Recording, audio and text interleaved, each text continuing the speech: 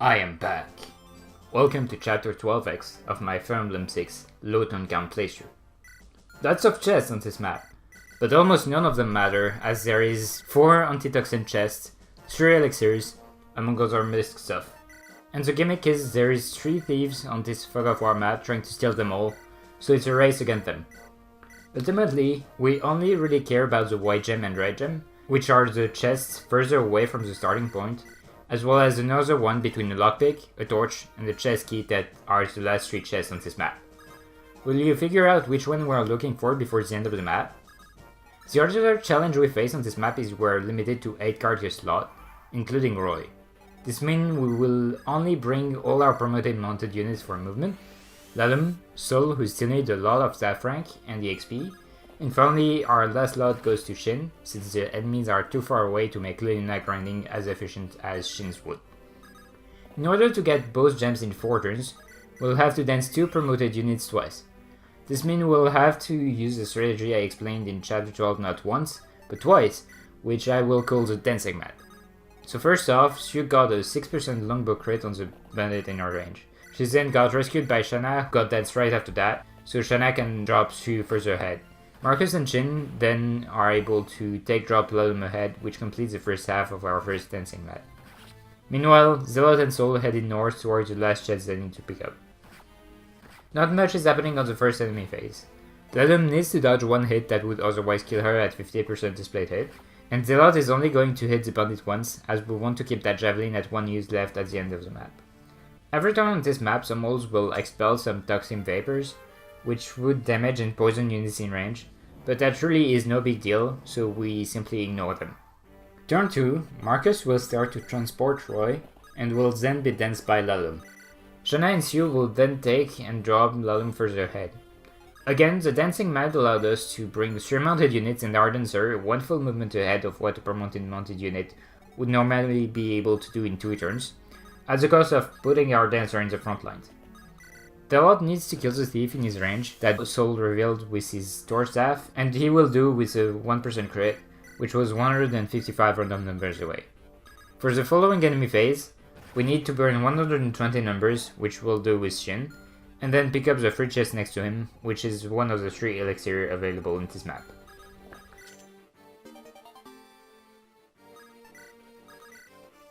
Lalum doesn't face a chance to die here, as she will be attacked by an archer that can't one-round KO her, a hand-axe bandit with no accuracy, and an eclipse druid. We still had to burn numbers for Sol's level up, which is a perfect one-but luck.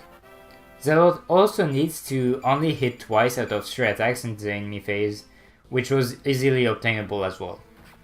Sol is now at 13 magic, but he still needs 5 more magic points for chapter 14x, so he still has a lot more combat to go through.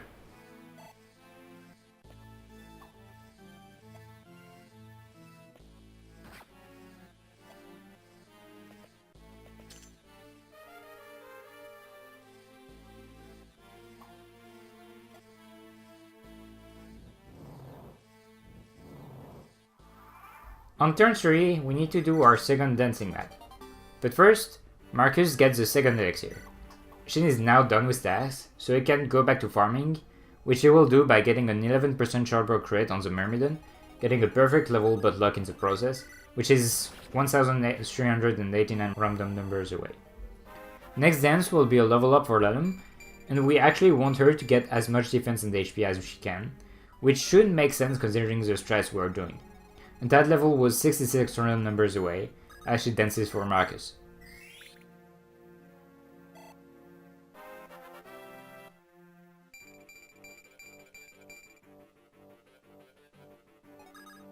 He will be able to drop his package, Roy, in front of the boss room so he can seize next turn. Shanna and Sue will then once again drop Lalum in a position that allows the girls to have free movement after the next enemy phase.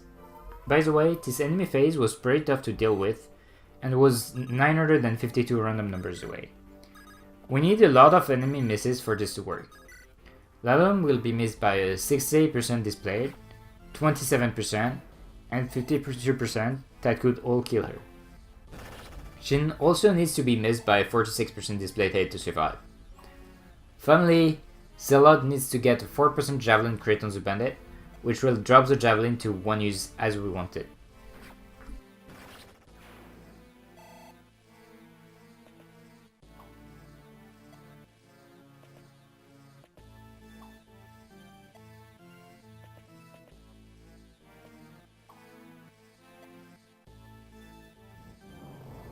On our final turn, Marcus and Shanna gets both gems with no movement point left to spare, Shanna thanks to the help of Lalum. Shin and Sol will get a little bit more EXP by killing the Shaman and healing respectively. Did you figure out which chest we wanted with Zealot yet? Well, the current answer was a torch. Indeed, we haven't gotten any torch since the start of the run, and when Sol will have a rank staff, he won't have time to use the torch staff, so we need someone to be able to use torches, so this item will come in handy. Since Shanna is busy grabbing chests, the kill of the boss will go to Sue. It's a pretty difficult kill since she doesn't quite have the speed to double it, even with 18 speed, and needs more than one critical to kill it. So she has to go with the brave bow we got on the previous chapter, with 47% displated and a 2% crit on one of them. She will then get a level, which is a simple strength, skill and speed, considering how annoying it already is to kill the boss. With that done, Roy can once again seize, finishing the chapter in 4 turns. See you next time for chapter 13.